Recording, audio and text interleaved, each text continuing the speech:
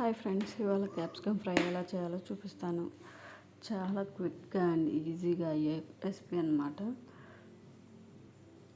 ముందుగా 3 క్యాప్సికమ్ తీసుకొని కట్ చేసి పక్కన పెట్టుకున్నాను. ఈలోపు స్టవ్ ఆన్ చేసేసి ఒక పాన్ పెట్టేసుకొని అందులో కొంచెం ఆయిల్ హీట్ చేయండి. ఈ ఆయిల్ హీట్ అయినాక మనం ఇంత కట్ చేసుకున్న క్యాప్సికమ్ వేసి ఫ్రై చేసుకోండి. ఈలోపు ఒక మిక్సీ జార్ తీసుకొని అందులో కొంచెం శనగపప్పు, కొబ్బరి, ఉప్పు, కారం, ఎల్లిపాయలు వేసి బాగా పౌడర్ లాగా గ్రైండ్ చేసుకోండి. నేను ఆ పౌడర్ చేయడం మిస్ అయింది, సో నెక్స్ట్ టైం చూపిస్తాను.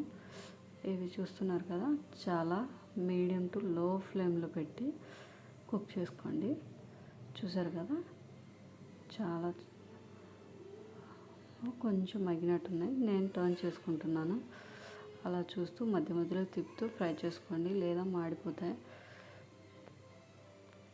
చూసారు కదా, ఒకవైపు మొత్తం ఫ్రై అయిపోయాయి.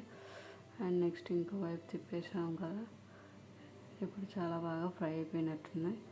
ఇప్పుడు తీసేసాం, ఎక్స్ట్రా ఆయిల్ అంతా తీసేస్తాను. ఇప్పుడు అందులో ఇందాక మీకు చెప్పాను కదా, ఆ పౌడర్ వేసేసి ఫ్రై చేసేసుకోవడమే. ఒక 2-3 మినిట్స్ ఆ పౌడర్ వేసి ఫ్రై చేసేసాక ఈ పీసెస్ని కూడా దానిలో వేసి ఫ్రై చేయడమే. అంతే, చాలా ఈజీ. దీన్ని వేడివేడి అన్నంలో నెయ్యి వేసుకొని తింటే చాలా టేస్ట్గా ఉంటుంది. మీరు ట్రై చేయండి.